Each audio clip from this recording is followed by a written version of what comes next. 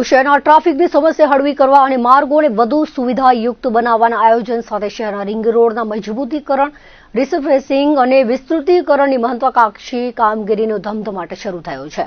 શહેરના આંતરિક અને બાહ્ય પરિવહન માટે અત્યંત મહત્વના ગણાતા કુલ 18 જેટલા રિંગ રોડ અત્યાર સુધી જે તે સ્થાનિક સત્તામંડળ હસ્તક હતા.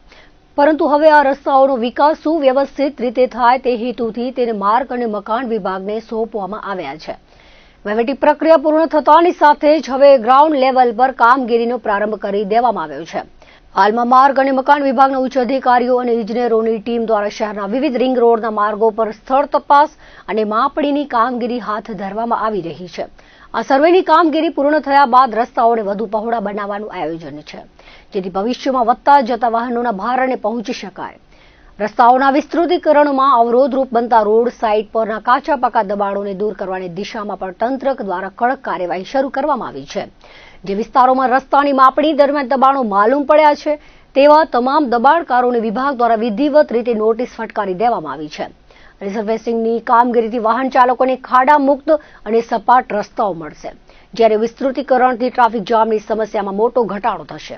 રિંગ રોડના આ મજબૂતીકરણ પ્રોજેક્ટમાં ગુણવત્તા જળવાઈ રહે તે માટે ઇજનેરો દ્વારા સતત દેખરેખ રાખવામાં આવી રહી છે અને નિર્ધારિત સમયમર્યાદામાં આ કામગીરી પૂર્ણ કરવાનું લક્ષ્ય રાખવામાં આવ્યું છે.